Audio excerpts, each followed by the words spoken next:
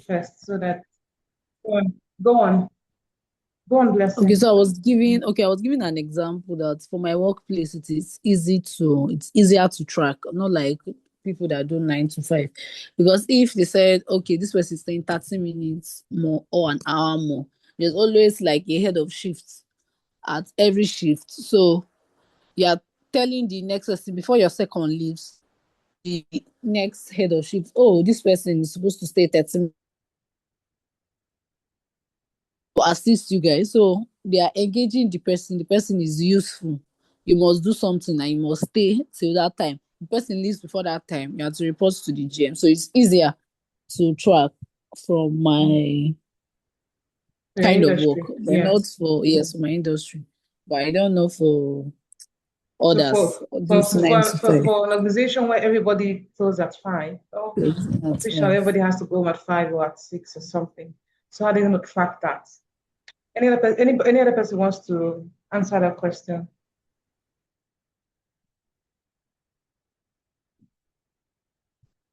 Okay, so everybody has said everything right, and but what we're going to start with two things, and one of them is what Praise said, doing a gap analysis per se. So this needs a lot of restructuring. Why? Clearly, there are no rules from conversations because once we get here the scenario, there are a lot of questions we want to ask. We cannot assume that they have a handbook. We cannot assume that there's a supervisor or a leadership something. We cannot assume anything. So the first thing we need to do is to ask questions. And the questions two ways. We're asking questions to the MD, CEO, and they're asking staff questions. That's the first thing because we cannot assume anything. They have said, okay, this is the problem. Oh, do you have policies to say, oh, you have to resume at 9 and 9:15? No. Now they have said, in this scenario, they said they don't have anything like that. And from what they said to, yes, they don't have someone aside the MD who probably will not be around every time. There's nobody supervising the team. So everybody is working, is just working. There's no one person supervising or managing everybody aside the MD. Yes. So for this scenario, that's what we found out after asking questions. So there's no policy or handbook or nothing as such. Can you still hear me? Okay. There's no policy or handbooks, procedures, nothing of such. There's nobody supervising anybody. And we are humans. Once there's nobody checkmating you, sometimes we just do what we have. We'll just be nonchalant. That's the truth most of the time.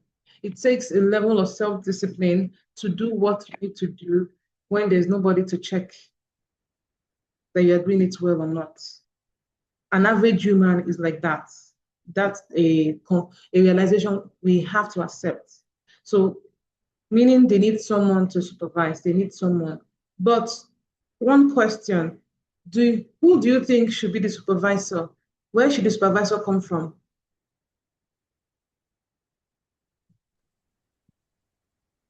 I think you can employ someone else. Why? Okay, so most of the time, humans, they respect someone that they've not known. If it's someone within them, they won't really give that person that respect. Most of the time, it is the better to bring in a new face, a fresh person. It's Okay. easier for them to fall in line. Okay. Who else? Do you agree with Blessing that they should bring in a new person? Or why can't they just pick someone from the staff already to do that?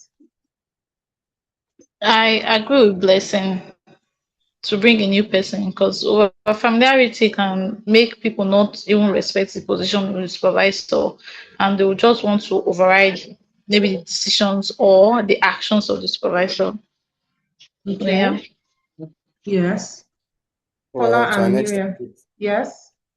well, to an extent, I won't agree in bringing in a new person because Please. Go It's ahead, going tell to us why. cost the organization like another money based on Okay, incompetence of an employee. okay, So I believe that other consequences might be the person might face other consequences other than not bringing a new person to supervise this kind of issue, okay. so as to save So, the organization money. okay. So from what you have said now, we now have to do an estimate, which will cost more. When I say cost now, I'm not just talking as regards finances, as regards money, okay? What will cost more? Getting someone from already in the system, okay? And I'm not talking based on finances now. What would it cost us to get someone already in the system? Talking about cost, finances inclusive. This person don't forget that this person is already rubbed off with the nonchalant culture and everything. So what are the pros and cons? That will get you the cost of having someone that's already in the system, and what's the cost of having someone outside. So we now have to do a cost analysis and say, okay, which one brings in more return? Don't forget, I'm not talking based on finances and money. And then you can say, okay, let's get someone from outside, let's get someone from inside. But personally, if the company can afford to get someone else, that'll be perfect. Because there's something about culture. The people there, they're already rubbed of the nonchalant culture has rubbed up on everybody. So it will take a while if you bring someone to supervise. Yes, aside all the over familiarity, blah blah blah, this person already has been absorbed in the nonchalant culture. So breaking it with those persons is going to take a while. But if you bring someone else new that has not have any engagement, the person has not had any engagement with that culture, it's going to be easier to break the culture. So now, like I said, you now have to do the cost of what's more costly for you, and what's costly for me might not be the same as what's costly for you. Okay, so what's more costly for me? Should I just save money? Should I think of finances? Is finance the problem now? Let me just what's it called? Pay someone extra, a bit extra inside the company to do the managing thing. But for me, I would say that the cost is not just the money. I'm trying to change something here. Okay, the cost is still having to deal with this nonchalant thing for a while and all. So we have to well weigh the cost and say, okay, no, let's get someone from outside or let's get someone from inside. But most probably, get someone from outside if you can afford it. Because at the end of the day, to change something, you need to the company has to be willing to pay the price to get what they want. Yes. Company has to be willing to pay the price to get what they want. If you want change, pay the price for the change, honestly. So that's my opinion. So back to the gap analysis. So yes, we have realized that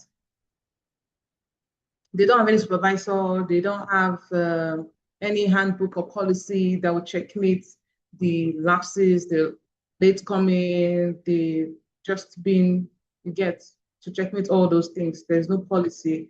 So that's the first thing. The first thing is not a draft policy. Oh, come late. If you work resumes 9 o'clock, if you come 9:30, you are late, and this is going to happen. You get a query, blah blah blah. That's not the first thing. The first thing is to actually understand, as from the HR point of view, understand from the owner of the business, what's her goal? What kind of organization does she want to have? Because those things is what will help you create the proper handbook or the proper policies or whatever we're creating. So the first thing is to get a list of questions that we have to ask the owner of the business. What's her goal? What's the company goal? How does she want her client to see them? How does she want to be perceived as? And when I say her, I'm talking about the company. How does she want the company to be perceived as? What does she want her staff culture to look like?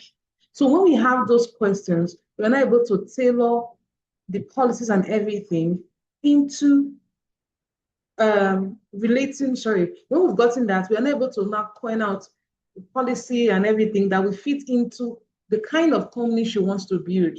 Everybody has the kind of company they're building, the kind of culture that she wants to have and everything. That's the first thing. So once we understand that,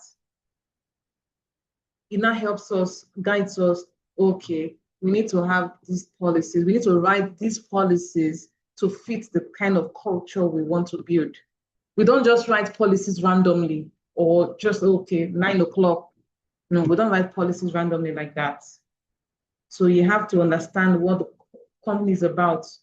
In this case, because we're trying to go from point A to point B, what does point B look like for the owner of the business?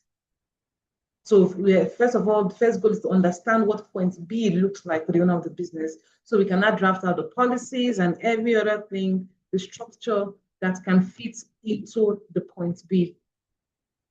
Is that understood? Is that clear? Oh, Yes, yes. I don't know if I'm talking to myself. Hello?